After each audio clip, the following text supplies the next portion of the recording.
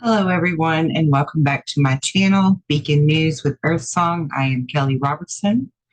Today, I would like to talk about clearing up some of the misunderstandings and misconceptions about several factors, really, that are going on right now. The Great Awakening, what that really means to you, um, like what it really means for all of us, the human resonance field, and its role in everything, and that there's actually more than one field, and people do not understand that.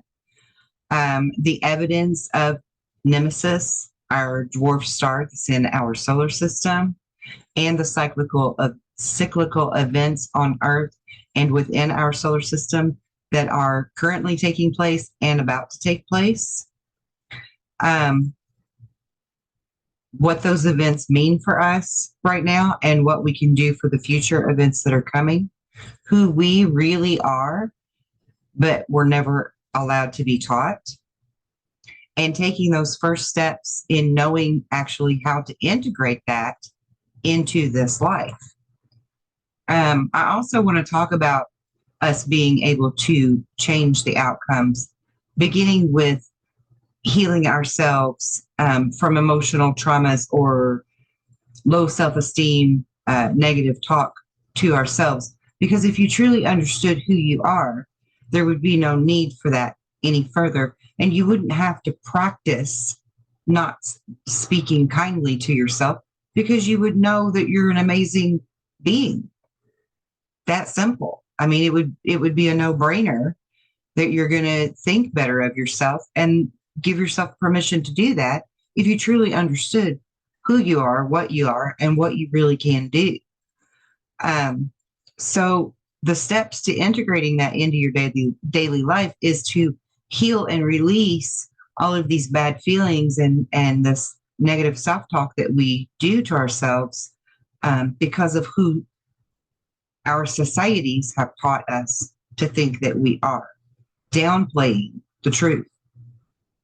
And then you begin to practice these newfound abilities that you were born with, that as a small child you knew you had, but then the older you got, the more brainwashed they all did you. And I mean, our own parents and families are guilty of it just because they fell into the same line, you know.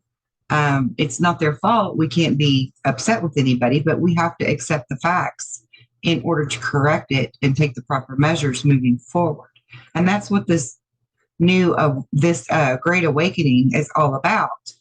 And then at the end of discussing all of this, and I'm going to show you a few different video clips and some information for visual effects so that you can understand everything that I'm going to be explaining to you and clearing up that's misunderstandings. I also want to talk about a New Year's event that I'll be holding on the website for January 1st. And this is a paid event, but it's only $7 to enter, and everyone is encouraged to join me for the New Year's ceremony celebration, okay? So we'll get to that at the end. But first, I want to talk about one of the most popular misconceptions and brainwashing type things that have happened is that people who do believe in things like UFOs and aliens visiting our planet, or even vampires, have been hypnotized and seduced by just about every category, whether it be the people within the spiritual realms or the UFO fields, the movies that are put out, the TV shows that are put out about vampires and different things that mesmerize you, that make you be enchanted with these notions, when actually you need to understand that not all of the aliens or UFOs that you're seeing in the sky are good guys, okay? And so we need to stop being so excited about seeing all of these UFOs and truly take a step back to where we can feel this with our intuitive nature to truly just discriminate between the good guys and the bad guys. This is where discernment really needs to come into play, as well as with the vampires. And we'll get to that in a minute. But we're not alone here. That is a fact. We are not alone here. We never have been alone here. There are hundreds of thousands of people across the planet who have told stories of seeing UFOs that were unexplained flying objects in the sky, or even, submerged in the water or came out of the water. There's hundreds of thousands of people who have told their story of being abducted. I personally am one of those people.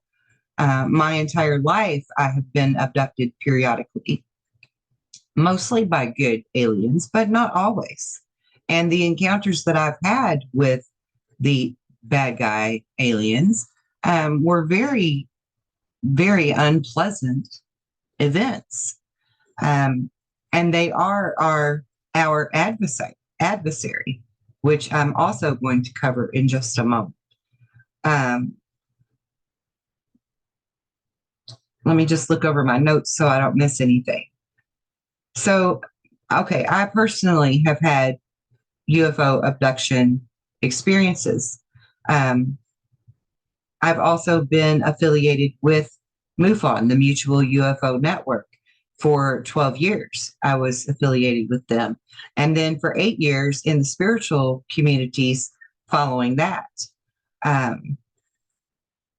thinking that I was moving on to bigger and better things because it was going to help me on my journey for my mission, to complete my mission, which is to assist you within this great awakening that we now are currently fully in. As of the solstice, that was the marker of the gateway to truly opening us up to the age of Aquarius. But that doesn't mean that it's all peaches and rainbows and fluffy bunnies. There is work to be done. And if you don't know how to do that work properly, then the job doesn't get done as completely and properly as it could. So that's where I come in. I'm one of the few people that I have seen anywhere, and I have searched all over the internet, in all of the books in the libraries, everywhere I could possibly look for these people who are like me, who have a similar mission. And our voices are not being heard by very many people. And I feel like there's a reason for that. And it's not that we're few and far between. We're just not being outletted, if you will, the way that it's necessary. Now, thankfully, I did run across a young man who did an interview with Laura Eisenhower recently, and he is one of us, one of these people who came here with this knowing, this understanding of what's going on with this great event that we call the awakening. And there's more to it than just waking up to all of the truths that have been hidden from us. It's about learning really who you are and truly being able to love yourself because you know now who you are. And so that's a very important step that everyone seems to be walking right over. They just step right over it. They want to move to the next thing, like who's been seeing the big UFOs and who's been in contact with galactic federations or councils of nine or, whatever else. And they're not looking at all of the steps that need to be taken in this. And it's crucial for you to understand why those steps are important. Fully understand it.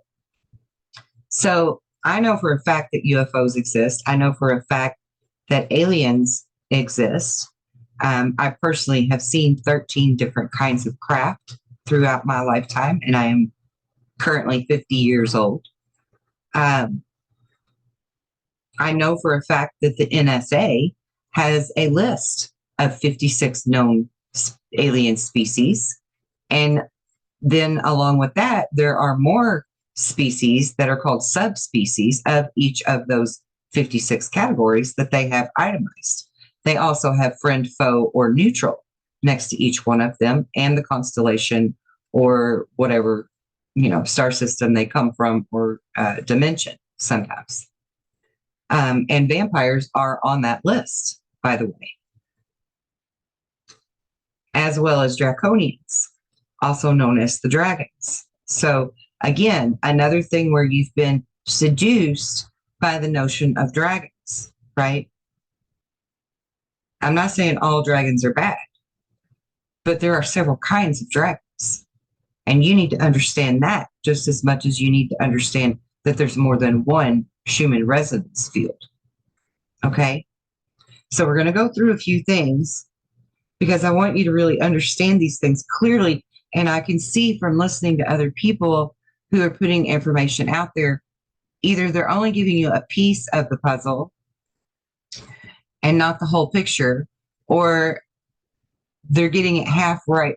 They're telling half truths about things, and it's causing confusion, and it leaves you with this little bit of a knowing, but still confused on what you do with this information. Like, where do you go with this? Who the hell cares? Oh yeah, it's cool. Aliens exist. Oh yeah, it's cool. Okay, we've got vampires. All right, maybe they're bad guys. All right, maybe not so cool, but still kind of cool, right? And then you don't know what to do with it. Okay, cool, we're in the awakening, but what do we do with it? It's not just that we're waking up and we're going to sing Kumbaya. That's not what the hell's happening. It's not.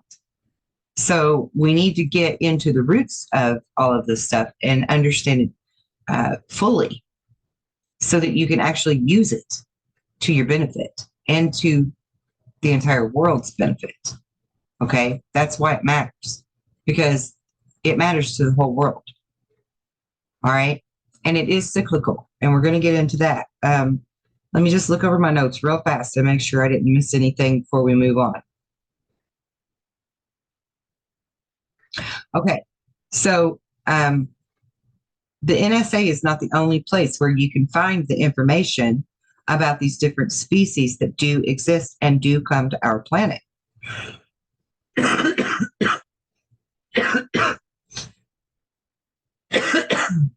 I'm sorry, I had the flu recently and I'm really having trouble getting over the cough. All right, so the Hopi wrote about these visitors. The Native Americans wrote and left pictographs on their cave walls and different places that told of these heavenly visitors from the sky, right? These sky people, or our family. I forget the term that they used. Sky brothers. Sorry, my brain went blank. They called them our sky brothers. So several indigenous people wrote about them. The Sumerians wrote about them. The Mayans knew about them and wrote about them. I mean, many, many cultures across the world, people in India, the Hindu, the Dogon tribes. I mean, there are just so many to name, and I'm sure that you know a lot of them that have told about these things.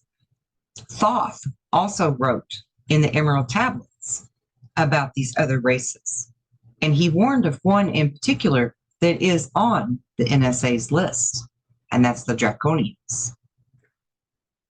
Thoth writes in the Emerald Tablets that there will come a time in the cycle when they will return to completely take over the earth and completely enslave us.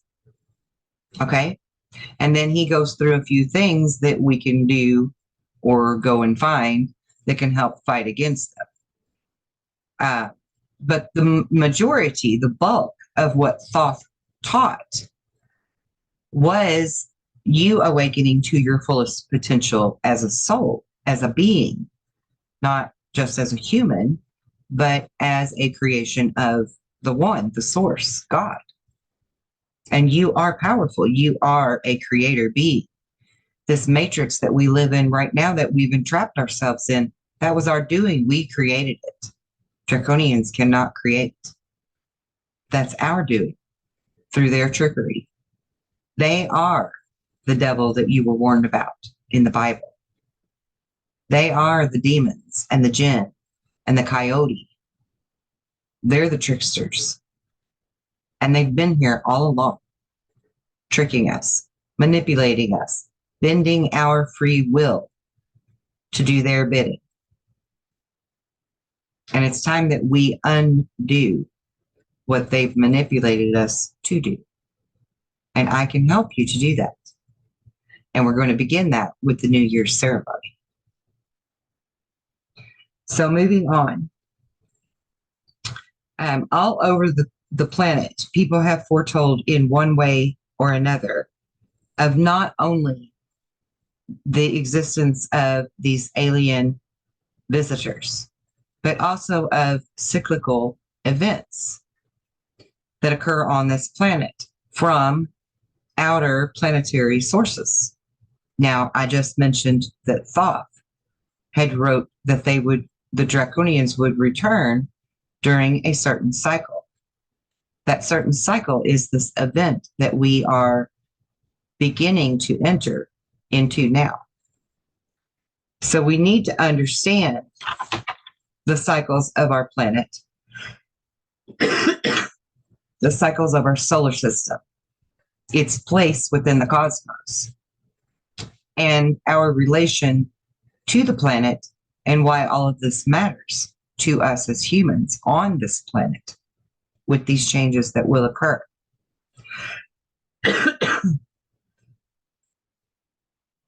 So I want you, as we go through this, to keep in mind that the Draconians, the vampires, they are the devils that you've been warned about, that have been tricking you with seduction, fear, and manipulating your thinking so that you would, rather than ask questions, simply obey and do what they convinced you is the right thing to do, because they are only giving you pieces of the puzzle.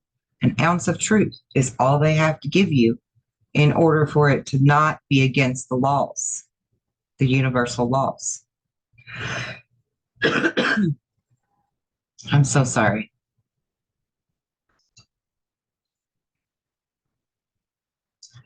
So, as I said earlier,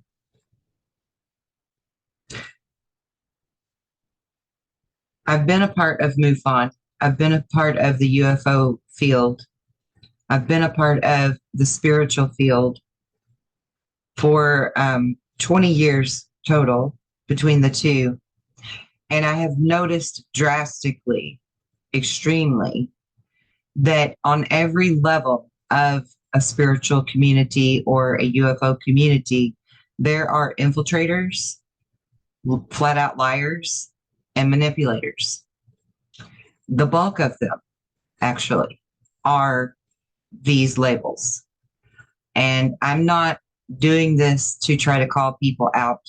I'm not doing this to try to gain more viewers than anyone else.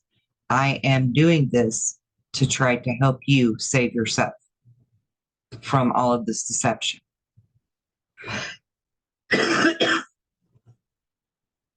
Without us being able to wake up to our full potential in this Great Awakening period, they can continue to have control over us, and in ways much greater than they do now. This is why you've been warned of devils and the mark of the beast and the like, because this is something that has to happen. It's part of the reckoning of this Great Awakening. You have to reckon with whether or not you take control of your will and your spirit, and you walk in faith and step, I don't want to say off that ledge because it's not a ledge, but step off that platform, that make-believe platform, and really test your ability to see where its limits are. Because you're truly not limited at all, except within your own mind. The only real prison that you are in is in your mind, in your thinking.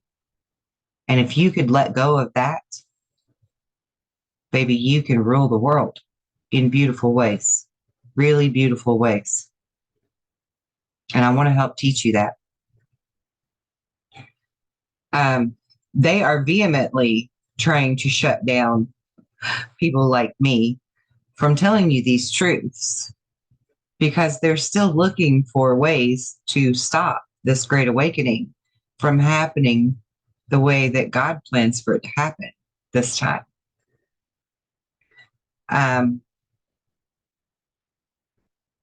This is that time, that moment in time where we can truly step into our destiny and test fate to determine the outcome. Do we leave it up to chance, or do we take control of the reins? How about we take control of the reins? It's a much better outcome. And I'm going to show you the science behind why I'm talking about this and why this is so important for me to continue to bring up. I know some of you are probably sick of hearing me bring it up all the time, but it is very important for everyone to truly understand this. And it's quite simple, actually, in understanding that we created the matrix that we live in, to also understand that it's very easy for us to undo it and recreate it in the way that we want it to be, so that we are all truly free and have those basic provisions that are needed for survival: water, electricity, shelter, food, all of those things. And if we took back control of who we really are, that's the most beautiful peak of poetic justice that's ever existed so far. So I want to get on into, we're going to start with understanding the Schumann resonance. A lot of people have this misconception that there's just one Schumann resonance and that its vibratory level is at 7.83 hertz. And yes, it is true that there is one Schumann resonance that vibrates at 7.83 hertz. But for people like me who are a light worker, we watch all of those resonance vibrations and the K-index flux of the Earth's magnetic gravitational field and we compare it with solar flares and different things like that for gauging for ourselves two things. One, we're gauging how often it connects with the solar flares. And in that instance, we know that it has something to do with the binary star coming into closer proximity to the inner solar system. And for two, the second thing is that if it doesn't have any correlation to the solar flares, then we know that that is the souls of the planet waking up and the light workers all working, uniting together at once. That's showing those different energy changes. So it's something that all of us as light workers really pay attention to quite frequently. And I'm going to share a lot of links in the description box also, so that all of you can go and see this stuff for yourself, because I don't ever want you to just take my word or anyone's word for anything that's going on. Okay? I want you to do your research. I want you to see it for yourself. All right, so let me get this out of the way.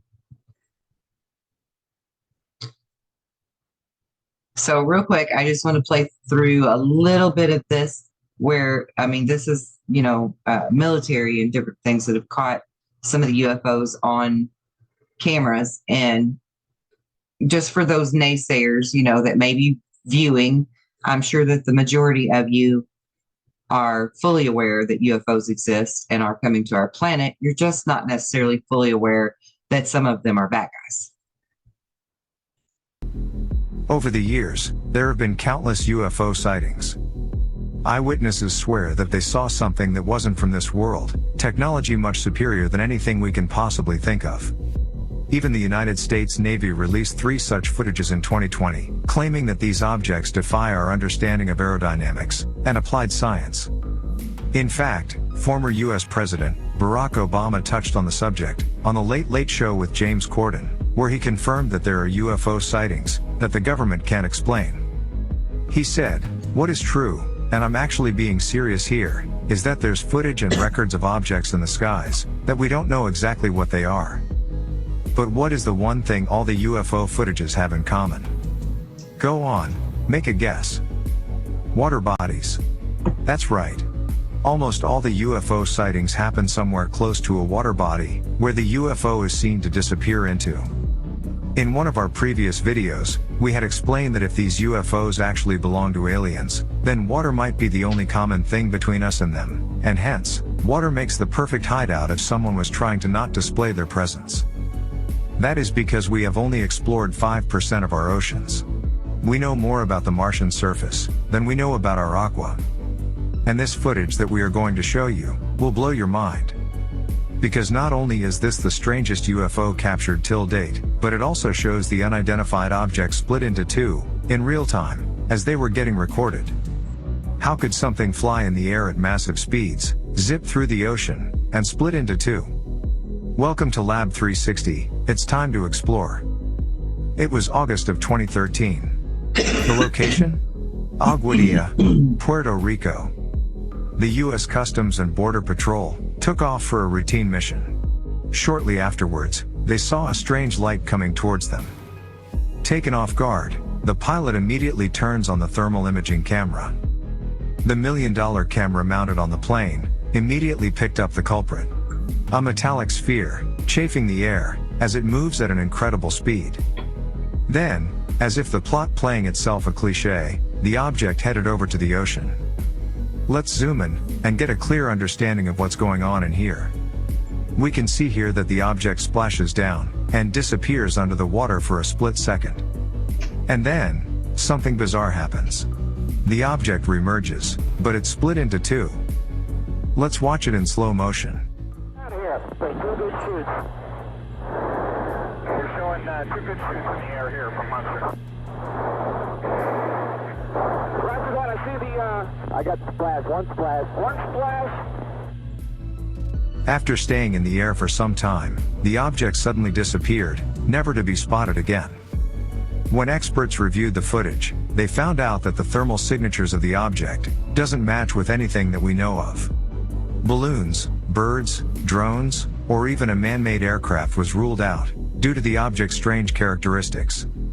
Whatever it was, experts concluded, it wasn't from any place here on Earth. Bizarre, right? We have seen a lot of UFO footages, but nothing like this one. Imagine an alien race that possesses such technology, what else are they capable of? And where does NASA stand in all of this? Well, just to let y'all know, NASA isn't saying these mysterious sightings are evidence of extraterrestrial life. The point is that whatever the truth may be, scientists should be able to pursue it as rigorously as any other question, without having their reputation or sanity questioned. It is time we let go off the taboo that is associated with reported UFO sightings. Because, the more people talk about UAPs, scientists and military officials hope, the closer we can get to explaining them, and to mitigating any risk they might pose. Any rogue object in the air, a drone, a bird or an...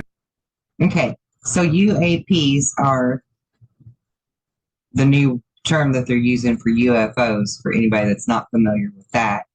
And yeah, it's time that we put all of this stigma behind everybody and let people freely talk about this. And so real quick, I just want to say to everyone, please, if you have a UFO sighting story or an alien abduction story that you want to share to help get that word out there and stop this dogma, please contact me. I would love to have you on and do a show with you. It's totally free of charge. There's no charge for doing shows with me and talking to me. And let's get together and collectively end these misunderstandings that are going on about these things. Because it is very important for people, all people, to understand that we are being visited and we are not alone. And B, it's also very important that we determine which are friend and which are foe. That's crucial. We need to really understand that. All of these UFOs that people are seeing are not good guys. Okay. So don't be fooled by that.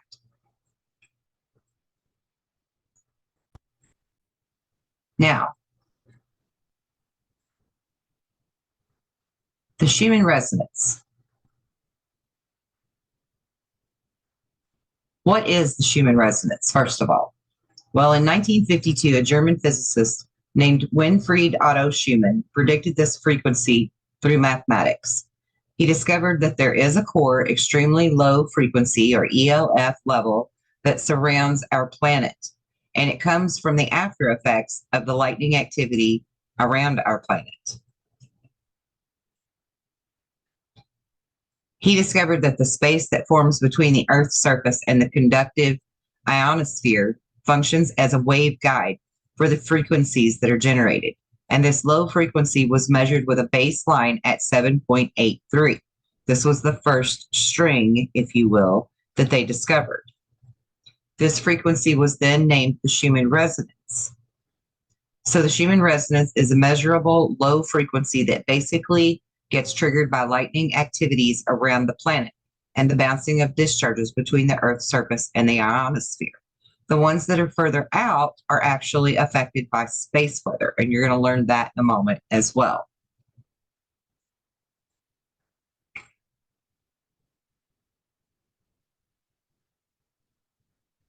And again, I will share all of these links with you. The essence of the universe, or the vibration.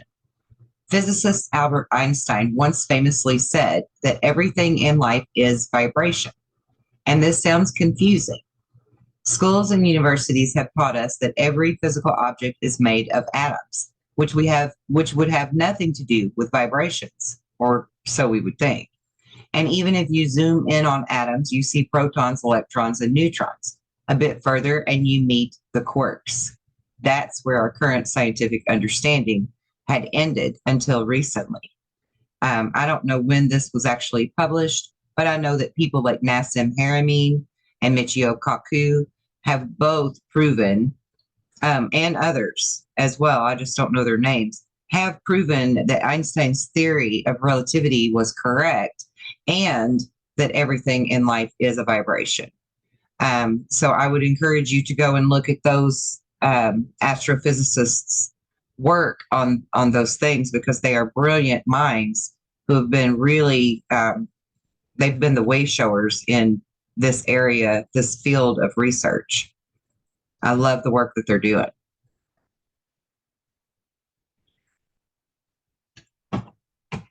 Let's see what else is here. Before his death, Albert Einstein was working on the unified field theory, which is also known as the theory of everything. He had attempted to link all physical aspects of the universe together. It had remained unresolved. This says even till today, but that's not true, because a year ago, I know for a fact that a year ago, Einstein's theory of relativity was proven to be accurate. And the reason that this is important to understand the Schumann resonance and to bring Albert Einstein into this is for you to also understand that Einstein also wrote about our position within our solar system, moving through the cosmos, moving through the Milky Way, and what would take place as we were positioned in the dark rift of the Milky Way near Sagittarius, the constellation of Sagittarius, which we are now entering into. And we're going to get to that in just a moment as well. Notice they're showing you, this is not a, what is this big thing called? I forget what they're called. Oh my God, my brain is crazy today. Anyway, you know what I'm talking about. I want to say oboe, and that ain't right. I don't think that's right. Anyway, moving on. All humans, including you, are tuned to the natural harmonic frequency of the Earth. This idea is called the Schumann resonance and remains a relatively recent discovery in science, built upon the same principles of Nikola Tesla's electromagnetic understanding of the universe. Those frequencies that maximize or amplify a given object tuned to a specific frequency are called resonant frequencies. Together, two frequencies have the power to influence each other if both are tuned in concordance for resonance. That would be us versus the earth. Okay. And there's more to this. And again, I'll share the links so that you can look at all of it in your own leisure time. Where's it at? Where's it at? Not that one. Here we go. This one right here. I want you to listen to this 8 minutes and 35 seconds because it's very, very important in being able to understand the Schumann resonance completely. Because essentially, the resonance field that we're talking about is not just some baseline that's on Earth. It is the aura of the Earth. Okay? Just like you have an aura and I have an aura, an energy field that is around us, this is Earth's aura. Resonance. Not gonna lie, I was excited about it too, so I had to do more research into it. There was talks of ascension and rising frequencies and consciousness, all really wonderful things, but the problem that I was finding was that people were using Earth's geomagnetic field and the Schumann resonance synonymously. These are two very different things, and these spikes aren't really spikes at all. So I learned after speaking with an expert. Roland McCready is the head of research at the HeartMath Institute. These guys have some of the strongest magnetometers in the entire world. Canada, Lithuania, Saudi Arabia, New Zealand. They're in the business of deeply understanding connection. This is kind of a big topic, so let's start with the Earth's geomagnetic field. That's the North and South poles, what our compasses tune into. And it's static field or stationary field, meaning it's like a pure magnetic field, which extends out into space hundreds of thousands of miles. And thank God we have a magnetic field. It's what protects Earth from the solar wind. And so let me help give listeners a reference here, because most of us in science class, somewhere back in junior high school or somewhere along the line, got to dump iron filings on a glass plate and put a magnet under it. Of course. Right, and they all magically line up, right, and show you the shape of the field. But they lined up in lines, didn't they? Remember? Yep. So those are called flux lines. And now think of those of the Earth as guitar strings. Okay. And when you pluck a guitar string, what happens? It vibrates. Vibrates. And it has a frequency or a pitch, a note, as we call it, right? And you change the tension, you change the frequency.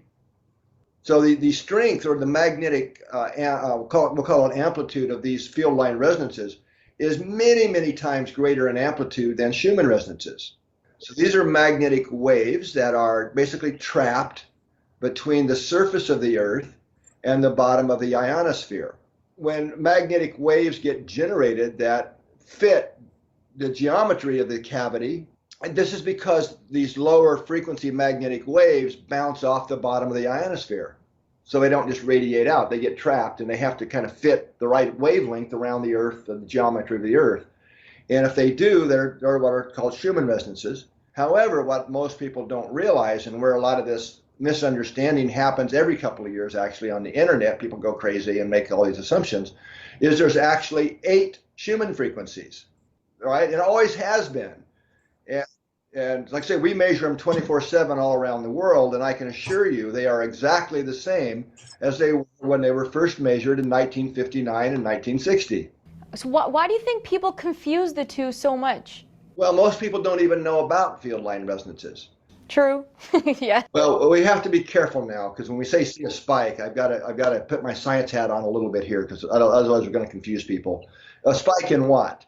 Right? When you said a spike in Schumann resonances, meaning a spike in the frequency, that was totally, I mean, I looked at that data, I saw that, I got hundreds of emails, as you can imagine, around that. People that reported that were basically didn't have enough science background to understand what they were saying. And I looked at their data, supposedly the proof of, and you could see very clearly that their magnetometer is very low sensitivity. You could barely see the first Schumann resonance.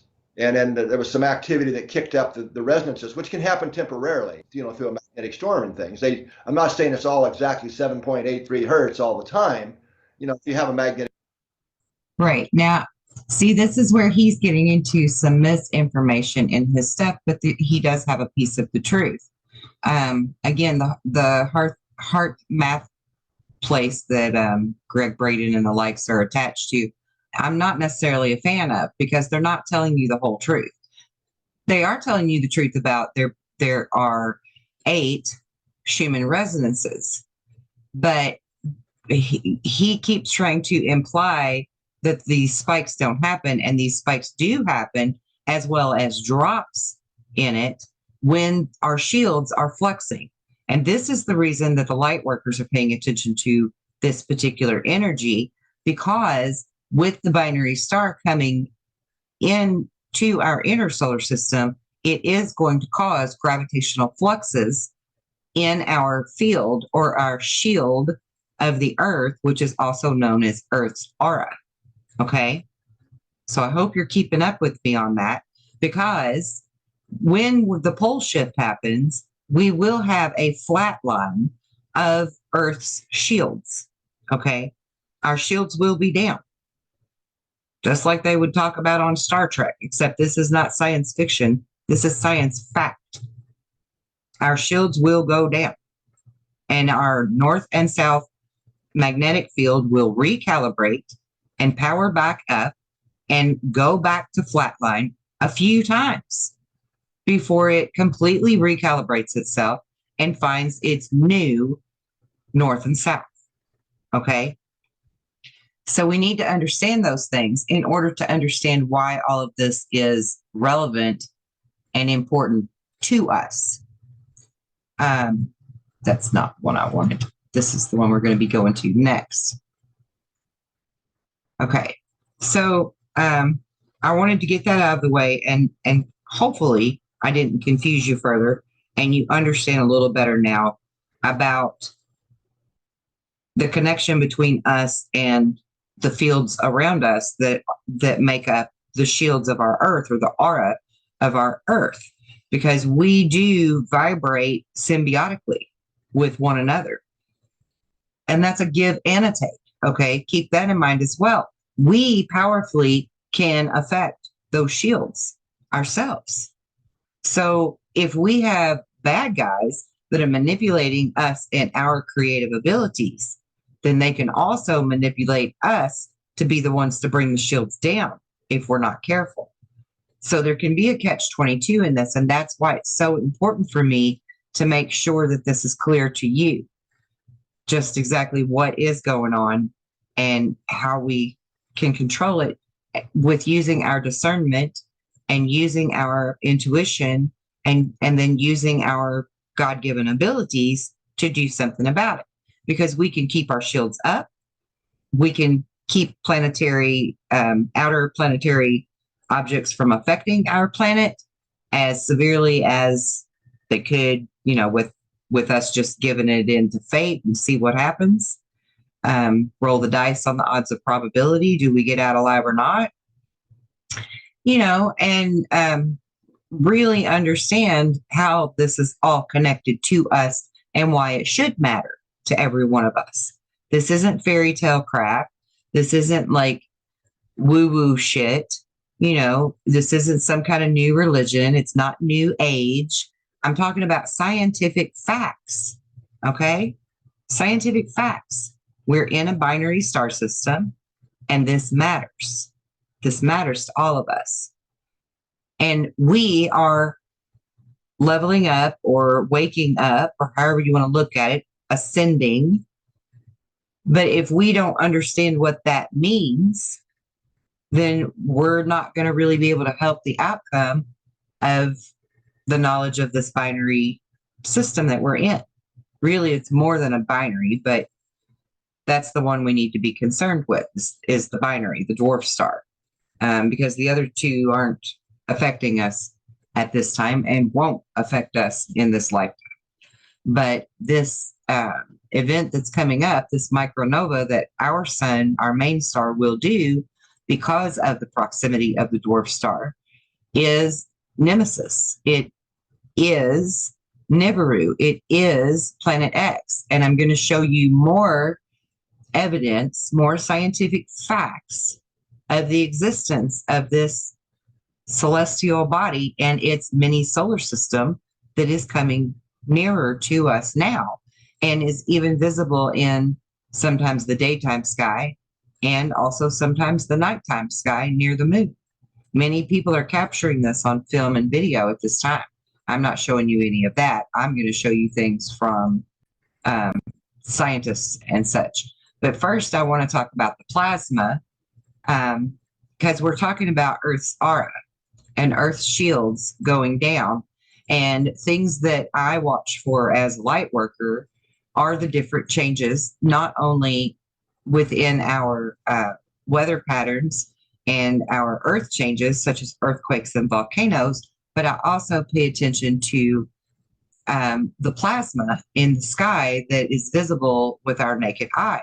And a lot of people are familiar with the term the Northern Lights, the Aurora Borealis. There's also a Australis Borealis that's in the southern pole region. But this isn't, this is not the video that I thought I had. Where is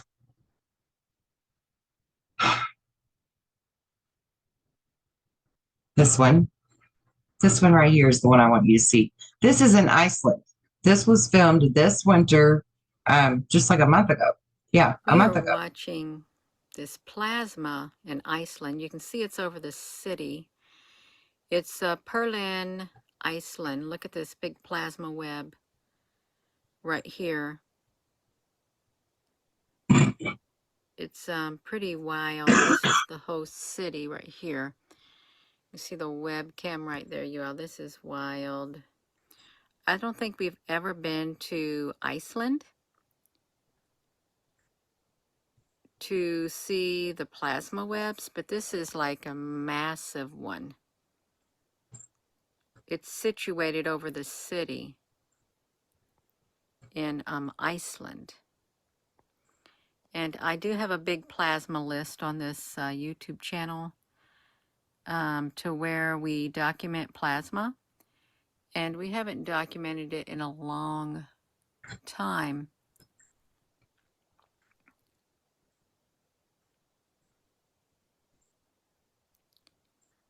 I've got it going at 2 times the speed because I don't know how long this plasma is going to be at this spot, but you can see that it is intelligent and it does move. It's not just Okay, so she presumes that it's intelligent, and I'm not going to debate that either way. The plasma energy itself is what I wanted you to notice and focus on because this is evidence, factual, scientific evidence of cracks in Earth's magnetic shield. Now, there are several other people like Mr. MBBB333 or something like that that's on YouTube. He reports a lot of different changes that are going on around the Earth, and he also has been reporting cracks in Earth's magnetic field. These are things that we need to pay attention to because these are things that are to take place as the Nemesis dwarf star is getting closer to us.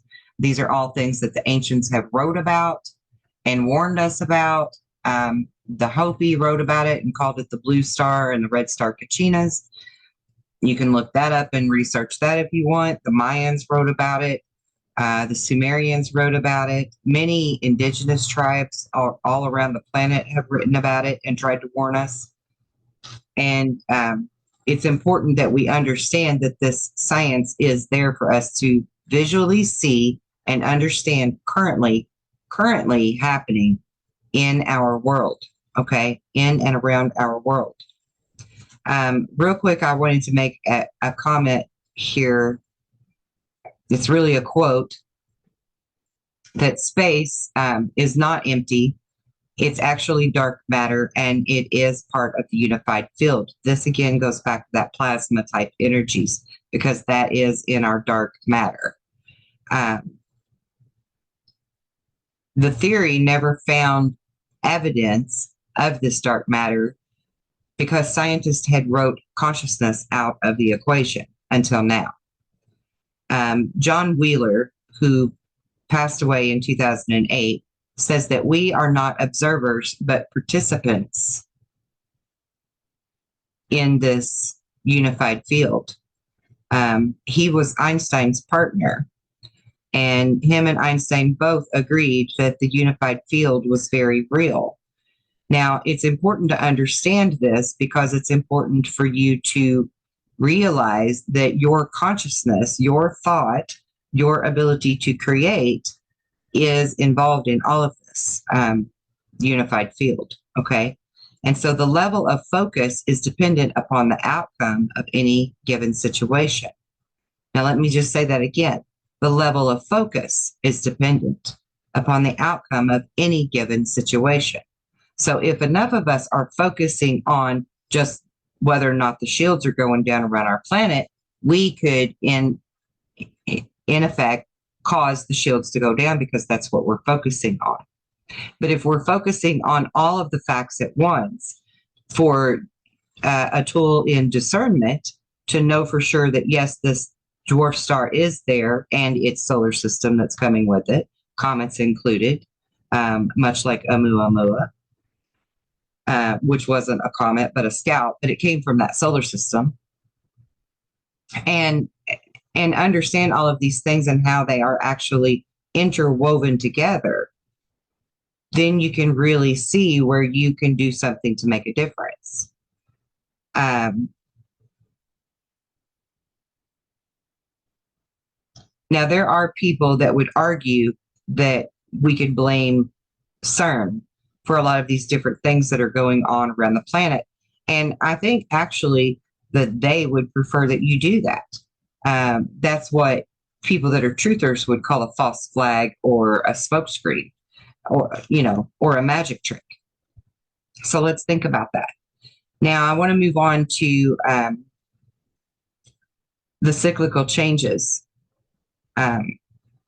Humans are assisting in it moving faster, but in a conscious manner. However, there is scientific evidence to prove that these cyclical events do occur. For instance, in 1999, they drilled through the thickest part of the Antarctic ice, and they found new layers every year of ice, of dust particles from volcanoes and air and etc. that had settled there, and removed a solid ice core sample for looking at the record of these cyclical changes.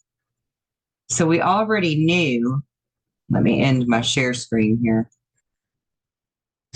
We already knew by 1999 that these climate changes were actually cyclical. So the whole BS about climate change, global warming, and all that is really just a farce, right? It's another false flag smokescreen, give you a tiny piece of the puzzle without the whole damn picture. Now, they've also known, they meaning like NASA, the militaries around the world, the governments of the world, have known since 1984 that our dwarf binary star does in fact exist, that I keep referring to as Nemesis. And we're going to get to why it's named Nemesis in a moment as well, because that is another piece of the puzzle that really needs to be understood. So global warming does occur, but it's a very brief thing that occurs. And what really follows after global warming in the cyclical patterns is some form of an ice age, whether it's a mini ice age or a major ice age. The data shows, and Nature's Journal as well, published the results that temperature levels rise every 400 to 800 years before the CO2 starts to rise. So we can't blame man, we can't blame the CO2 on this climate change that we're living through at this time. Actually, about every 100,000 years is when the warming and the cooling periods occur. And every 26 million is when we have significant changes that are cataclysms and like pole shifts and things like that. And there's a reason for that. So keep that in mind, 26 million, because a lot of people will quote Planet Nine or Nibiru coming around every 26,000 years. And it's actually not 26,000, it's 26 million years for our binary star to come around again and bring its solar system with it. So Earth's stance in space changes its position through wobble, etc. And this creates the warming and the cooling effects depending on the position in the Milky Way. And this is where it's important to understand about Einstein's quote of us being in the dark rift of the Milky Way that we're currently in now, fully in, and have been entering into since 2012. But we're fully into the dark rift of the Milky Way at this time. And Einstein's mathematical equations said that as we enter the dark plasma, the dark rift of the Milky Way, that it will force merge the right and left hemispheres of our brain, and we will become more psychically aware,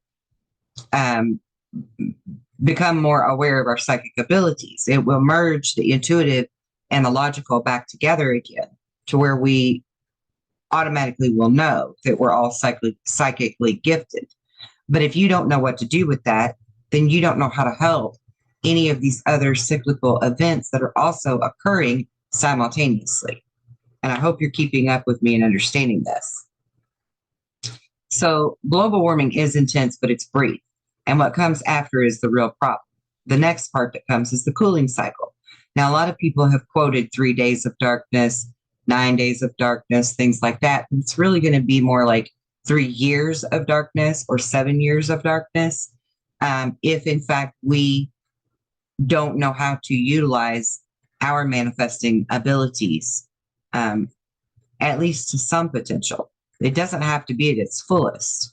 If you know the basics, then you're going to run with that and you're going to like quantum leap in your understanding of how to utilize this. And in the meantime, people like me who already fully understand it can pick up the slack. But there's power in numbers, folks. So it's important that collectively we all understand this, or at least the majority of us understand this on the base level. I am so sorry. So fate is what happens when we do nothing, and destiny is when we take action to be an active participant in the outcome. The Antarctic ice melting is now up to 20,000, the 20,000 year area in some of the ice core sample studies. And there's significant signs of very ancient civilizations that are showing up now in the satellite imagery of foundations and figures that are appearing with like building structures in Antarctica. And a lot of people are familiar with those structures that are showing up. It's also important to note before we move on that Neanderthal is a totally separate race from who we are, and that is proven through perfectly preserved frozen bodies that were found with DNA that was compared to ours for the first time within recent years. And it's important to note that and understand that in order to understand that we have been being controlled by a different race of humans for a very long time, and that they tried to create some other versions of a human, and Neanderthal was one of those. So I think now I want to move on to my next part here. Okay, let me share my screen real quick again.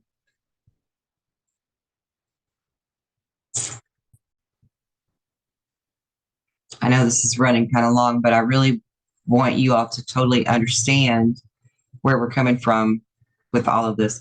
Now, I'm not going to play but about maybe 13 minutes of this. I just want you to hear the beginning of it, and then I will post the link for this so that you can watch the full hour of it at a later time if you're interested. But I can see that I'm being seen, and that is wonderful. Thank you all very much, and thank you for sticking around and waiting for us. Again, my name is Christian Reddy. For those of you who don't know, this is Launchpad Astronomy, and in my day job, I'm also a professor at Towson University, where I am the director of the Watson King Planetarium. Given that we normally would do planetarium shows on the third Friday of every month, well, given that we would, except for, like, the thing, I just... The thing he refers to is COVID, which was, again, another false flag type of a thing. Not that it's not real, it just wasn't nearly as pandemic-y as they were trying to say that it was. And there was good reason for that, too, because they were telling you to stay inside and, stay sheltered and all these things. And then they were forcing people to wear them, masks and stuff. And they didn't want you outside where you could look up at the sky, because that was about the time that Nemesis was beginning to be visible to the naked eye from people here on Earth. Now, I'm going to let this play for about 3 minutes just so that you can understand who it is that we are listening to in the next little short segment of this video.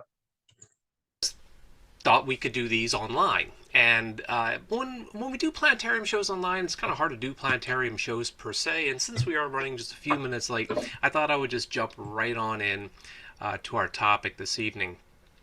Because if you are looking in the direction of the constellation Orion, that's that unmistakable constellation with the, kind of looks like what it says on the tin, right? It looks like a hunter, it's got the belt on and all that kind of stuff. Well, when you are looking in that general direction, what you may not realize is that you may in fact be looking in the direction of an unseen planet lurking at the very outer edges of our solar system. At least that is according to my two guests tonight, which, if you'll bear with me as I literally try to reconfigure everything from, what I had starting out to what I had to do after I rebooted.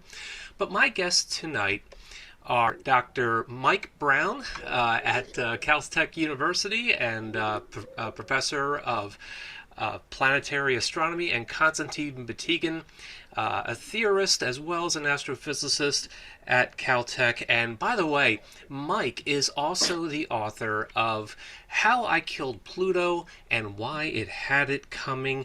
Yes, ladies and gentlemen, it's that guy, Mike Brown and Konstantin Batygin, also the people who firmly believe that there is a thing as a ninth genuine bona fide planet, at least according to you two gentlemen. Gentlemen, good evening and welcome. Hi, Christian. Here. All right, so again, I'm going to be adjusting the audio levels and maybe the camera brightnesses as we have to tonight. Again, apologies for all the goof ups, but I've been a bit of a fan of your work, and I shouldn't say a fan, but yeah, I've been interested in what you guys have been doing. I mean, it's because you're claiming that there's a planet out there, and yes, I know people are saying there's Pluto's and planets and so forth, but we're not talking about that. We're not talking about a dwarf planet. We are, in fact, or you are, in fact, describing or fairly convinced that there is a planet out there that has to be very substantial in mass and something way beyond maybe even a terrestrial-sized planet. Now, what I want you to keep in mind while you listen to this, real quick, I have to interject. We are going to find more planets in our solar system, and they're actually going to explain that we have found more than just Planet 9. 6 planets, actually, that they've discovered other than this very large celestial body that they were looking for. Now, I want you to understand that this dwarf binary star that we have has its own solar system within our solar system on a separate orbit. And if all of that is true, that then you would be able to detect the movement of those planetary bodies. They are planets that are in our solar system. It's not two separate solar systems in that sense. And a lot of people misconstrue that. So I need for you to understand that in order to understand the significance of Nemesis coming into the inner solar system, because it brings with it all of its planets, all of its moons, all of its satellites, all of its meteors, meteorites, comets, asteroids, the works. I was wondering if you could tell us a little bit about how you came to this hypothesis. Mike, we can start with you, or Tansin, we could start with you. Yeah, start with you. I mean, look, it all started. Go ahead. Go for it. Go ahead, Mike. So it really all started with a couple of different disparate observations that other astronomers had made. Some of them actually we had made ourselves, even starting back as early as the 2003 discovery of the very, very distant dwarf planet Sedna, which was in this very strange elongated orbit, sort of pulled away from the rest of the solar system, which was strange. We came up with some ideas on where it was. Then other astronomers realized that there were these objects which are called centaurs, which are things that come in close to the sun. Close means about the orbit of Jupiter. That's close to us, close to the sun, but then go really far away, and that this was potentially evidence for something strange, maybe a planet in the outer solar system.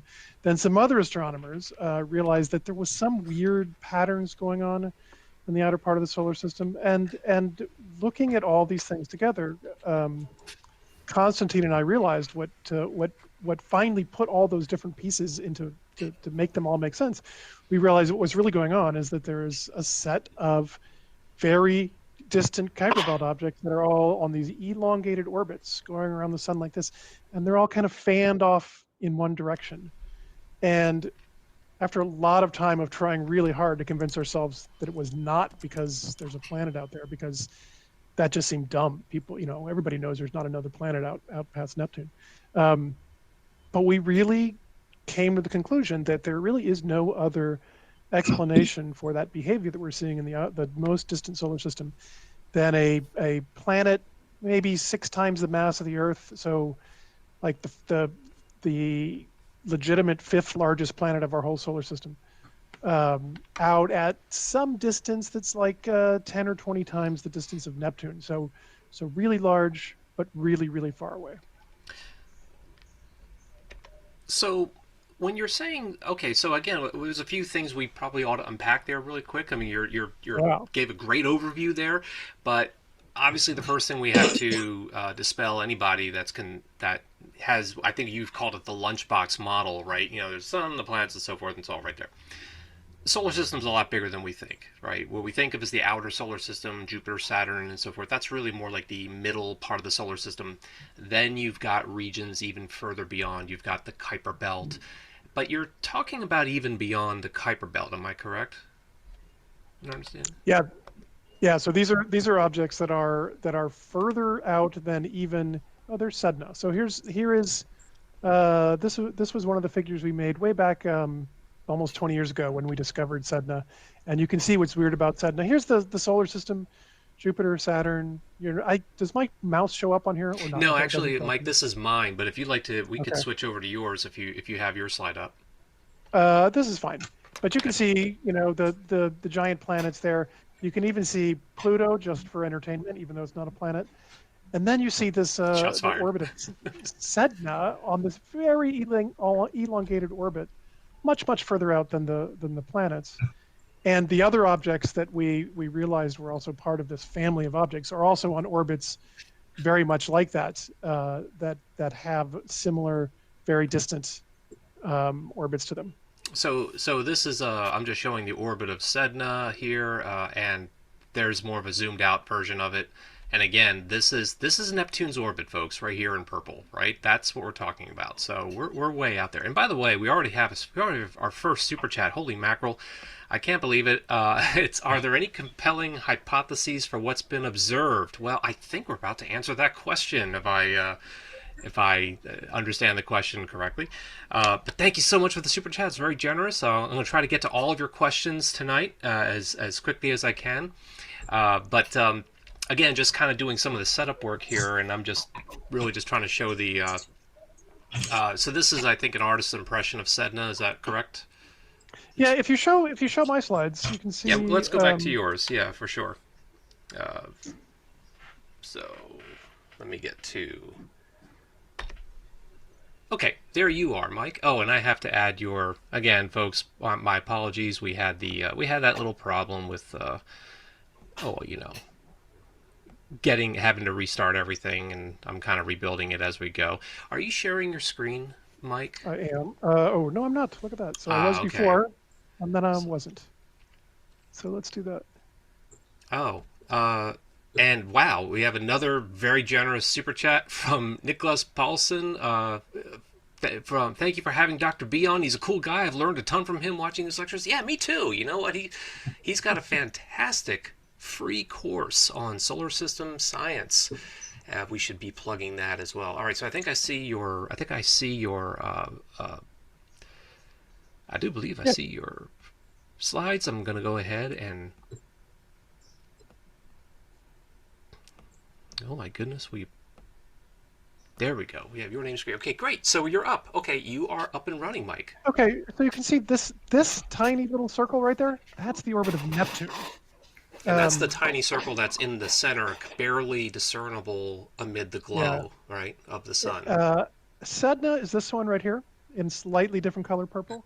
Okay. And then these other distant objects you can see are on these very distant orbits that go very far away, come back in to this region of the Kuiper Belt, and they're all splayed off in this direction. Those were the original 6 objects that we first recognized as special and telling us something. As of now, there are, I'd say there are about 13 that are kind of doing that same thing, that are continuing to reinforce that story that there's something going on out there. 13.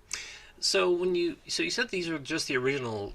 You said that these were just the original 6 objects. Those are just the original 6 objects, but were there more objects that? I mean, like, okay, you see 6, and that's cool, that's nifty, but that's not prima facie proof or evidence of a Planet 9, is that? Heck yeah, it is. Yeah? Oh, well, look, okay. I mean, here we have to be, right, we have to be careful because there are more objects in the distant Kuiper Belt than there are the original 6. And in fact, even the original 6, only 4 of them are the ones that really count, largely because you only want to look at the orbits that are stable. Okay, the objects that are not being whipped around and perturbed strongly by Neptune. Now, if you kind of look at how the data set has progressed since 2016, here, can you fire up my slides real quick? Yeah, so this is where this is what the data set looks like now. And as you can see, there's a strong propensity to have a whole bunch of orbits all pointing in a common direction, but there's also, they're also differently colored. Here, the green ones are the ones that are interacting with Neptune so strongly that they don't really tell you anything. They're the ones that are chaotically diffusing, and in any case are kind of on their way out of the solar system. You should only really focus your eye on the purple and the stable purple and the metastable gray orbits. And what you'll see is that the data set has more than doubled over the course of the last 5 years. And this tendency for the objects to cluster together in physical space is very much still there. Now, we have done a considerable amount of work to ask ourselves the question of, is this by chance? Is this some sort of an observational bias? And the simple answer is that there is a chance. It's 1 in 500. So if you don't believe what the data are telling you, you are making a 1 in 500 bet against the house, if you will.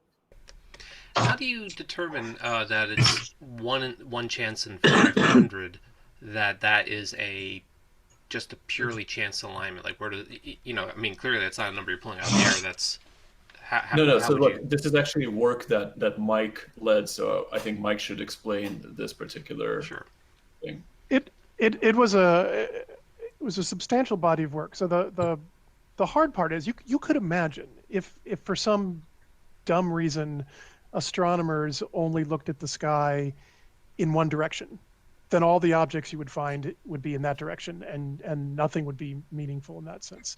And some people suggested when we first saw this pattern that that's what was going on basically. And so there's always a chance, there's always a chance that it's not that astronomers are dumb and only look in one direction, but what if the weather is always better in one season than another?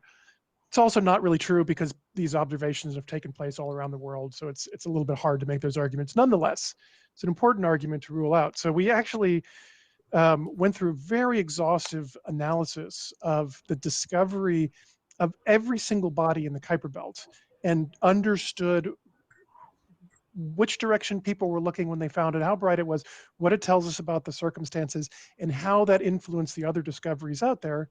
And then we can say, yeah, it is true. Actually, in one direction, there's a little bit bigger chance to find it because the weather is better in the northern hemisphere and a lot of the observations in the northern hemisphere.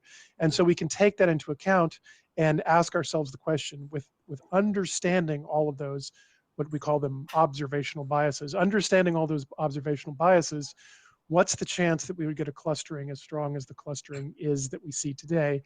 And that's the answer that Constantine said. It's 1 in 500. So probably that cluster is because there's a cluster. When you see a cluster like that, it's a good chance there's a cluster. I mean, one of the things that I think is really compelling to me is that 5 years ago, when we had half as much data, we said, look, if we're wrong, the next set of discoveries will be spread across the sky uniformly, and this will disappear. It didn't happen. We doubled the size of the data, and the signal just got stronger. That's pretty good evidence that what you're seeing is. Okay, so the signal got stronger, and they started seeing more planetary bodies. This lends credence to the proof of a binary system that's out there around our Oort cloud and inbound toward the inner solar system. At this point, it is now currently crossing the Kuiper belt and coming in near Mars. That is its current position and location, as well as some of its planetary bodies and other celestial bodies that are following it in its gravitational pull as it comes inbound. So these are the important things to understand. Also, with the mathematics and the perturbations that they were speaking of, I would like to also mention that not only is this ninth planet that they've discovered larger than Neptune, but the binary star, the dwarf star that is out there, is about 10 times the size of Neptune. Okay. And that is what is causing the perturbations of Neptune and Jupiter and Saturn, because it would have to be a much larger celestial body than those masses of celestial bodies in order to cause them to perturbate the way that they do, which is their wobble. Okay, so I want to just let you listen to a couple minutes of this one, and then that's all I have to share on the videos. And even more of various serious. Oh, but I also wanted to remind you the video clip we just watched. Keep in mind 3 key words. He mentioned Orion, Centaurs, and Sagittarius. And we're going to get to why that's significant in all of this in just a moment. Sudden damage. And it is certainly singular that the word derives from a term that in ancient Greek means bad star. How many times life on the planet has been affected by such disastrous events to the point of causing episodes of mass extinction of living beings? Is it possible that a bad star really exists near the sun and that periodically it triggers extinction phenomena? 36 years have passed since the publication on Nature number 308 of April 19, 1984 of the article Extinction of Species by Periodic Comet Showers, from which was born the myth and the fascination of Nemesis, the Death Star. What's left of that hypothesis?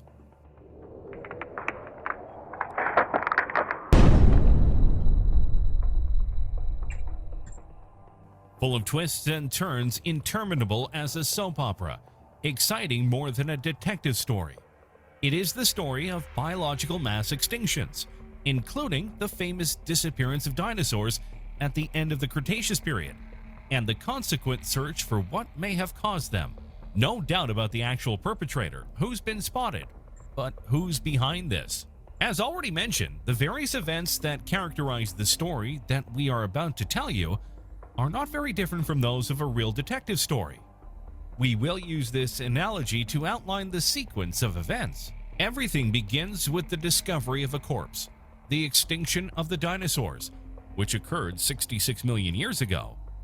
The few clues available suggest that it is a crime, and the investigation seems to converge towards a possible culprit, an asteroid, as scientists Luis and Walter Alvarez, father and son, will prove in the 70s. Case solved? Absolutely not. Further research leads to the classic twist. The crime may not be an isolated event, but part of a precise and planned chain of crime. Biological extinctions, in fact, are repeated periodically. In that case, it is obvious to think that there is a real organization that holds the thread of the skein.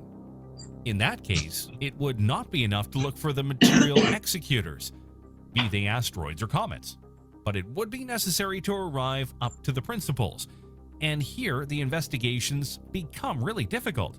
Unfortunately, we have not yet found a new Sherlock Holmes able to unravel the tangled skein.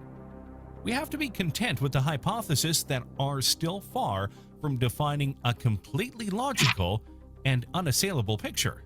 Let's take a look at the dossier, analyzing the clues and the various conjectures advanced to justify them. The culprit, as we have already said, seemed to be unmasked, an asteroid of the NEO, Near-Earth Object Group. These small bodies have, in fact, the unpleasant prerogative of moving on orbits intersecting that of the Earth. Based on their number, estimated today with sufficient accuracy, it can be established that an impact between our planet and an object of about 10 kilometers in diameter is statistically predictable on average every 100 million years. So let's reconstruct the facts. An object of about 10 kilometers in diameter falls to Earth at a speed of a few tens of kilometers per second. Most likely it ends up in some ocean, raising a wave more than a kilometer high. This propagates at incredible speed, hitting the land and pushing inside them for hundreds of kilometers. The dust raised by the impact quickly reaches the atmospheric layers and in a short time envelops our planet in a dark veil, impenetrable to sunlight. Night and frost fall on the globe. Plants die, animals less resistant or less accustomed to precarious living conditions succumb quickly. The various food chains break or undergo uncontrollable and irreversible changes. When after a few months or a few years, the dust settles on the ground, the sun returns to illuminate a world completely upset and unrecognizable.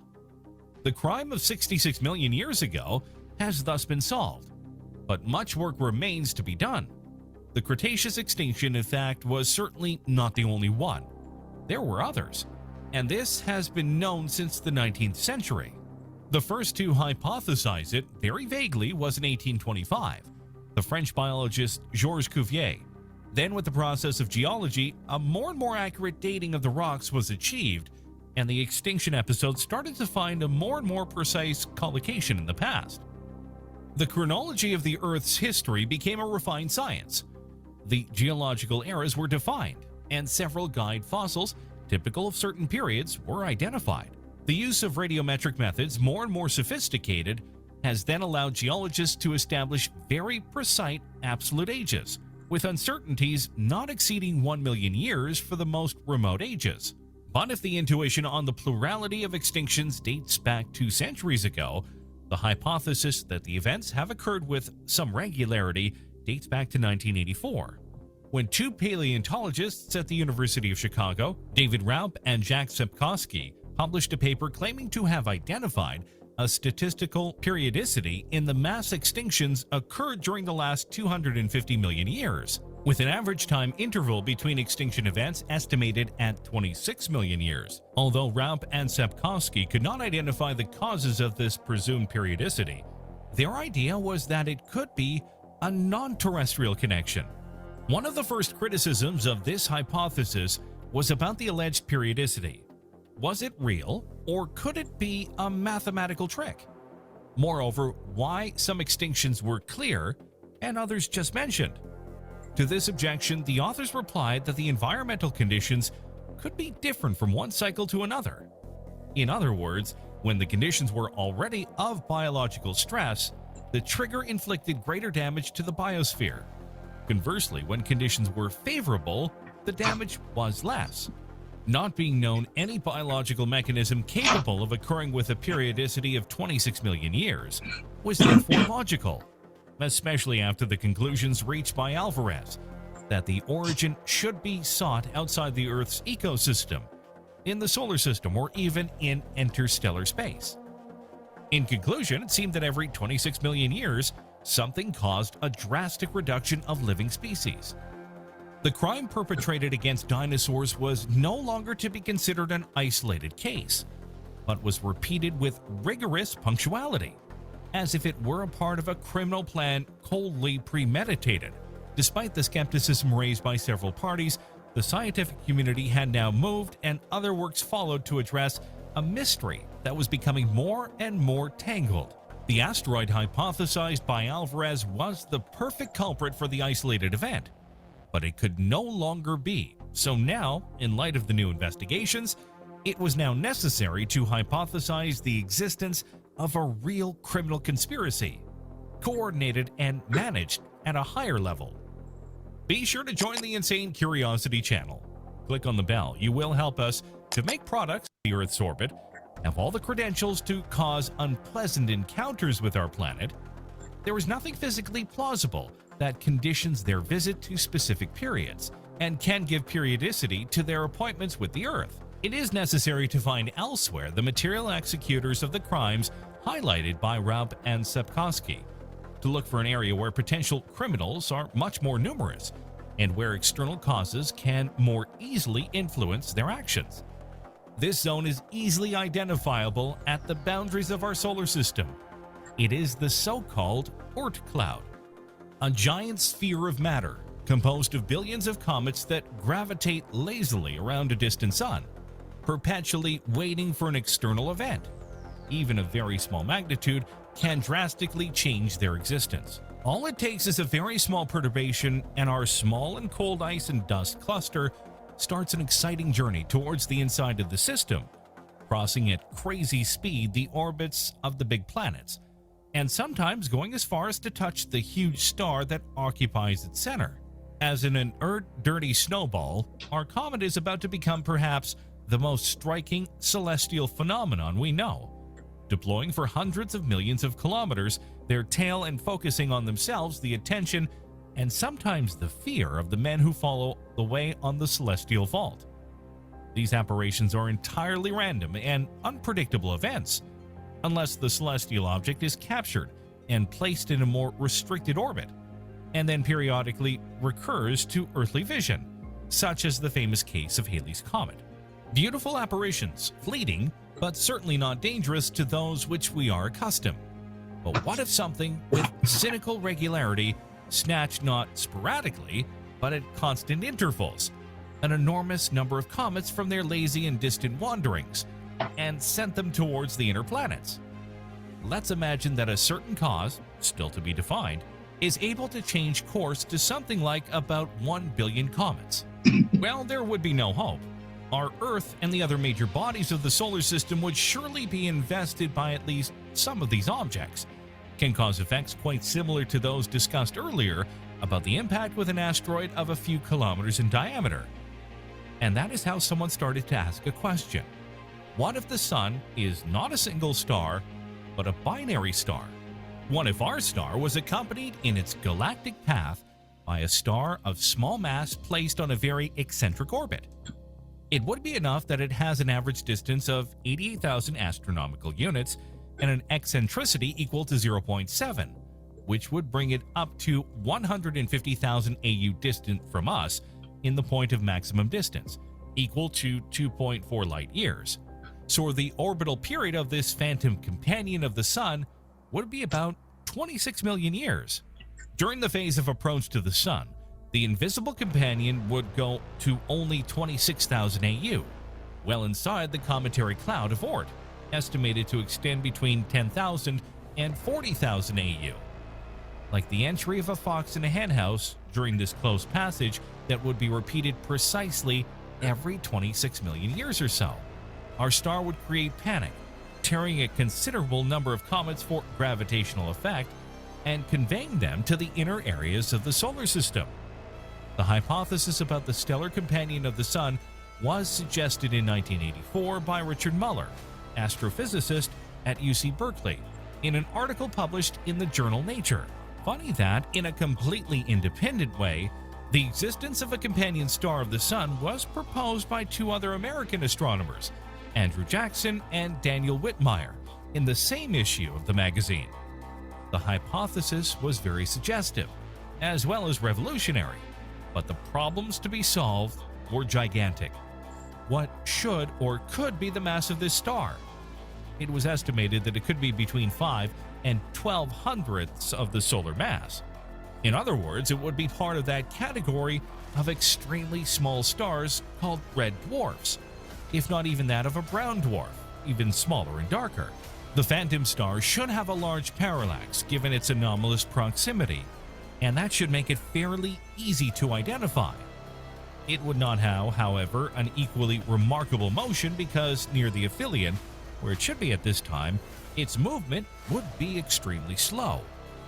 Needless to say, as a result of these conjectures, several observational campaigns have been initiated to search for faint celestial objects both inside and outside our solar system. But none. Now, I just want to also add to that one of those instruments that we put out to track and see if we did in fact have a dwarf binary star in our solar system that was inbound toward the inner solar system where we are, was back in 2011. In January of 2011, the IRIS was launched, IRIS, the IRIS, which was the satellite that could see in infrared because the dwarf star would not have its own light. It would be something that would only be seen in infrared. And by October of 2011, they had already concluded that yes, it is in fact there, and it is in fact inbound into our inner solar system. It was just on the other side of the Kuiper belt at that time. And yes, while it is traveling slow for a celestial body's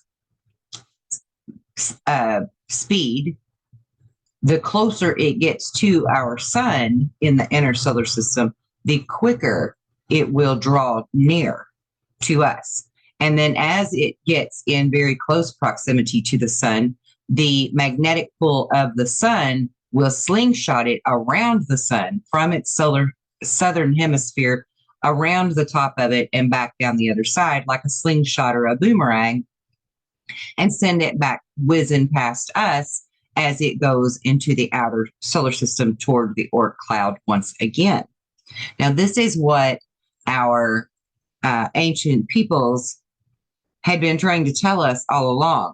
Sumerians, Mayans, Assyrians, many indigenous tribes around the world have tried to foretell of this impending coming.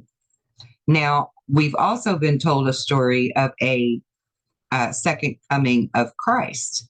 And this awakening is our Christ consciousness perception waking up. So we can look at this binary star coming into our proximity as a marker that we should watch for, and also see it as something that can be a good thing, a good change, because of this great awakening that we are now going through. We can see it from a new perspective and understand that we have a choice between Nemesis being our destruction, or Nemesis being the knowledge of Nemesis being our salvation and our revelation and our liberation, all inclusively. Okay? Now, earlier I said for you to keep in mind Orion and Centaurs and Sagittarius. The reason for this is if we look at the centaur and what the meaning of the centaur stood for,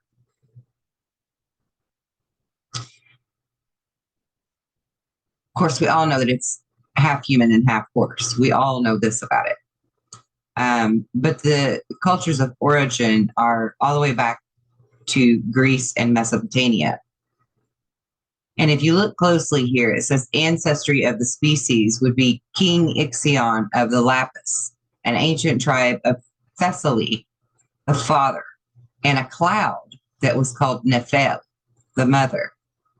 Now, we also have Nibiru, that is one of the planets that comes from the Oort cloud, which I believe personally would translate to the Nephili, or the Nephilim, if you will, which is the Nephilim come from the planet of Nibiru, also known as the Anunnaki. This is the particular race of draconians that we do not want to give into fate as they return. Okay, so there was a foretelling of this coming, and they drew this centaur for a reason. The Latin word for centaur is Centaurus. Those historians that theorize the name and the idea of centaurs themselves predates written language, and the earliest instances of a similar name in written language dates all the way back to 4000 BC or even earlier in ancient Mesopotamia. There are also seals depicting centaur-like creatures that date back as far as the 13th century BC. Then we have this common story about two brothers who fight. Okay, we have Cain and Abel in the Bible. The Egyptians have Osiris and his brother, and I can't remember what his name was, that cut him into bits. We have multitudes of stories of these warring brothers, this duality thing, okay, that we need to pay attention to. So furthermore, in Greece, the region of Thessalia, or Thessaly, was known for its skilled horsemen. The Greeks called them Centauros, and they allegedly rode as though they were one with their horse. Now, there's a reason for me reading this to you. I want to get down here to the next part.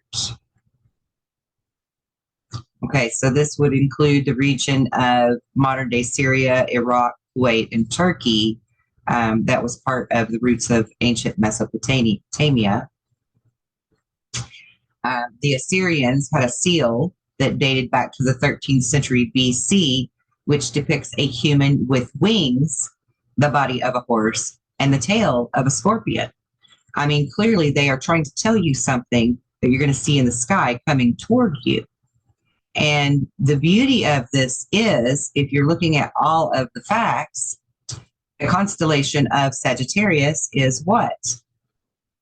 It is the half man, half horse with the bow in the front, or could also be depicted as the wings here, right? But you've got the wings, you've got the weapon, you've got the man and the horse riding as one.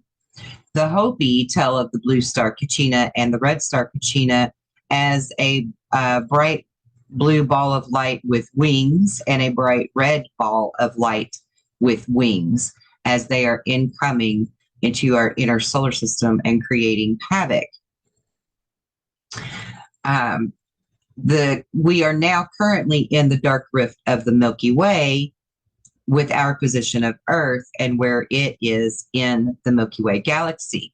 And as we are in this entrance period of the dark rift, we are actually in direct contact with the constellation of Sagittarius, or the Sagittarian solar system, that some scientists have alleged that perhaps we actually belonged to at one period.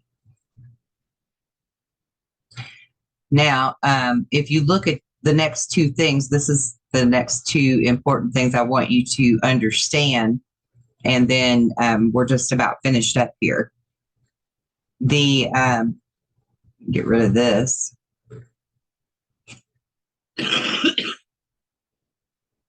The Epsilon Sagittarii is a binary star, approximately 143 light years in distance.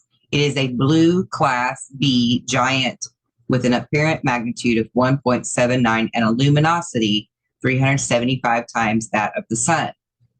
Australis is the brightest star in the constellation Sagittarius and the 36th brightest star in the sky. There's a reason for me telling you this, guys, so bear with me.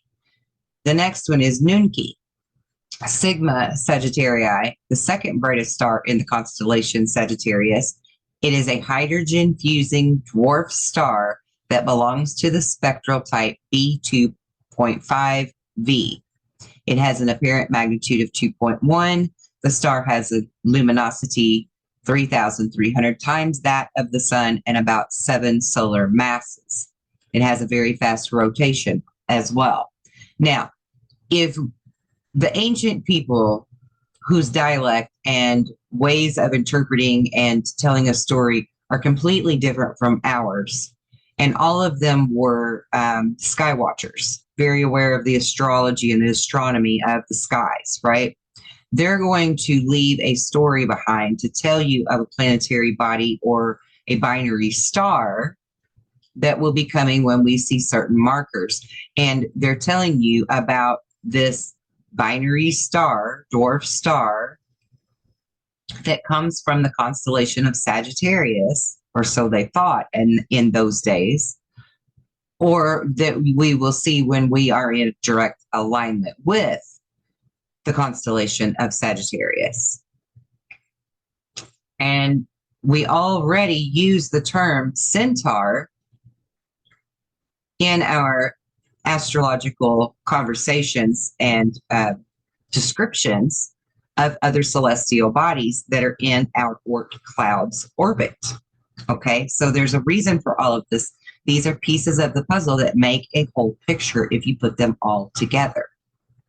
So I really wanted you to be able to comprehend all of that. I hope I didn't make it more complicated. I actually hope that I simplified it for you to where you can see more facts, more scientific facts that show you the evidence, the proof that we are in a binary system.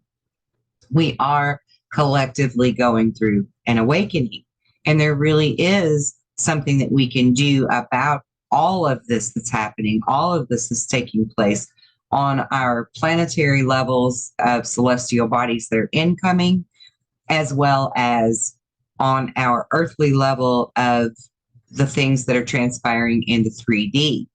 If we know who we are and we stand in our full power, there are no limits to what we can do and change and alter the outcomes of. And so on New Year's Day, on January 1st at 7 p.m. Eastern Standard Time, I will be holding a ceremony that will provide you a safe space of protection and shielding. We will do activation techniques. There will be some affirmation music as well as intent mantras for manifesting the future that we want to see to unfold in 2023. I will be giving sample activations of the 144 fire codes and samples of how to create the sacred shields of protection around your own aura in order to harness and enhance your psychic abilities that will thus further allow you to not only fully awaken into your power and acclimate into it, but also to be able to utilize it while remaining protected from any type of outside energy, regardless of where it comes from, man-made or natural. It will protect you so that you can then start applying and practicing your abilities in real time in your daily mundane life going forward after January 1st. I'm providing you with the guidance and the hope for our purpose here and how it actually does begin with January 1st, 2023, and that we've been preparing ourselves for this whole entire lifetime. Many have felt this energy, many feel something coming and have for years. Some of us feel excitement, some of us feel nervousness about it, but we all have one common thing. We know something's coming.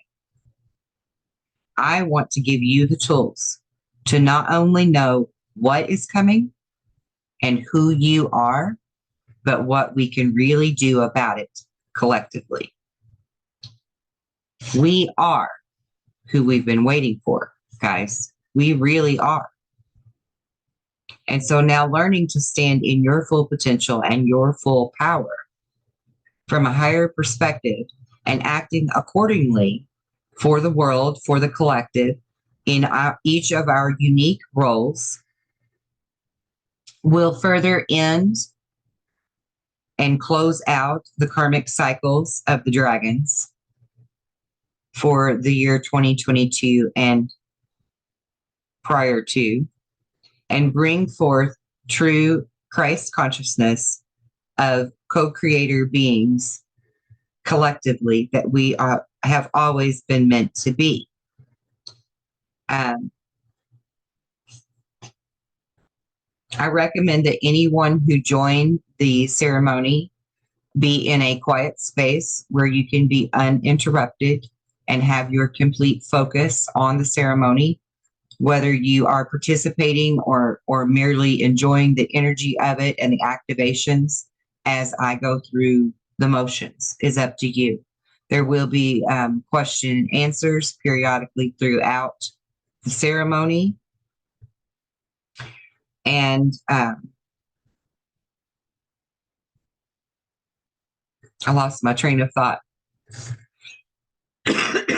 My true goal in this is for not only for you to trust in me as your guide, as an energy and aura reader and healer, but to also open up your true potential, open up your galactic history that is within your DNA, that each of us are truly wisdom keepers and all have a piece of the wisdom. And I have the keys to help you unlock this knowledge and so much more. So I'm encouraging all of you to step out of your comfort zone, not only for this event, but to step forth, share your information, share your wisdom, share your experiences, whether it be through your spiritual journey, your experiences with UFOs or abductions, your experiences with psychic abilities or bizarre events that have always taken place in your life, whatever they are, because the more of us that come to the forefront and use our throat chakra and open up and use our voice for truth, the more we can break through all of these biases, all of these misunderstandings, and all of this attempted hijacking of this beautiful God-given spiritual moment that is happening right now in this wonderfully, perfectly created cyclical event that we find ourselves and our planet in at this time. So I want to be able to unlock your abilities to connect with your guides. I want to be able to unlock your abilities to connect with ETs if that's what you desire, but with techniques and methods to know that it's the good guys, not the bad guys, through using discernment and your intuition. And I also hope to unlock the courage of truth within you so that together we can empower each other and we can empower this movement that's not a new agey thing, and it's not a new religion, and it's not fiction. It's scientific fact.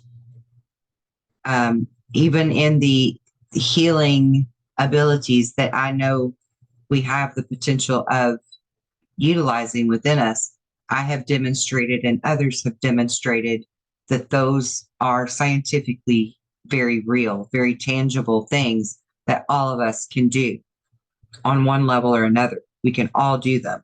We all have our own mission. We all have our own niche, but we all have the ability to do all of the same types of things, just at different levels.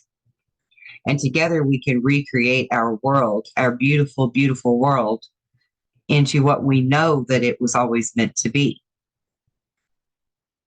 Being more discerning in who you listen to is also very important.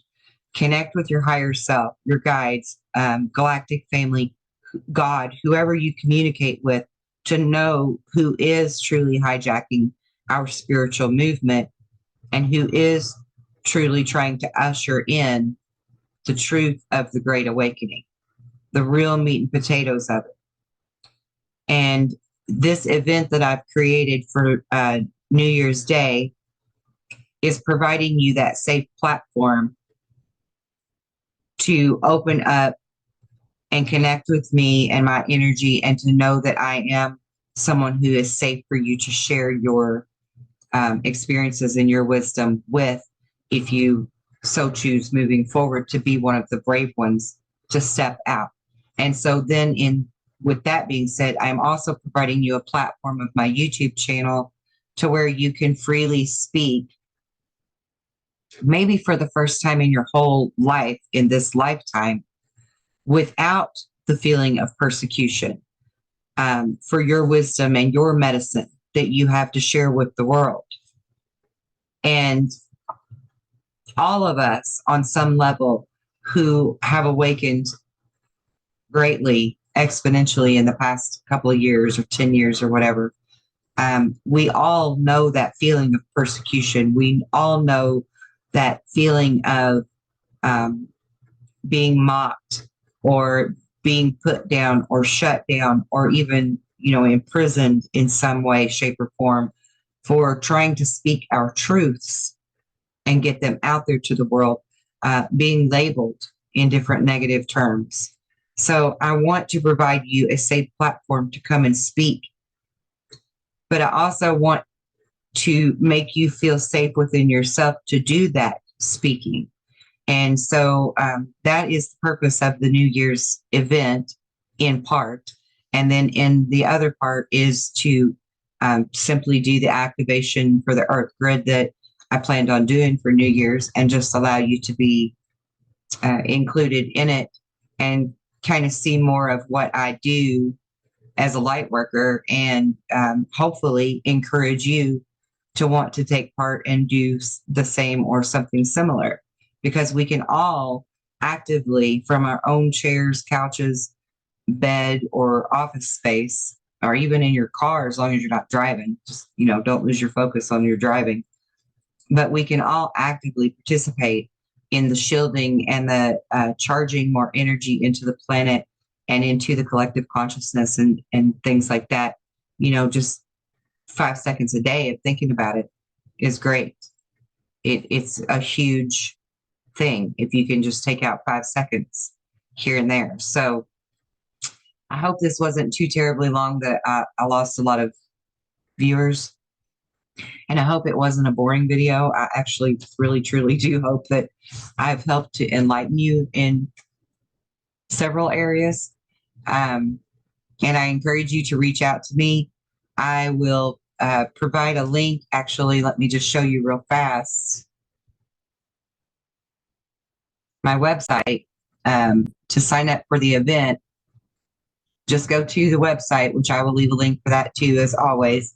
And right on the main page, upcoming event, is where you will find the ceremony to sign up for. And it's only $7 to get your entry ticket. And it's probably going to last about an hour and a half to 2 hours. If you don't have time for the entire thing, that's fine. It will all be recorded, and everyone who has bought a ticket for the event or RSVP'd for the event will get the full recording of it afterwards. If you so choose, all you have to do is email me and contact me to let me know about that. And also on my website, If you scroll all the way down to the bottom of that page, you will see where you can book an appointment with me to be on one of my shows to speak your truth. It's really simple to do that, or you can just email me and we can work out the details that way as well. You don't have to be on video if you're not comfortable showing your face. We don't have to show your face, but the more voices that people can hear of their truths and their experiences, the better this is going to be for all of us. So I really look forward to hearing from you and providing you a platform to tell your stories. And I really look forward to seeing all of you on January 1st for the event. I hope that all of this has helped. And I leave you now with blessings of love and light. And I will see you again soon.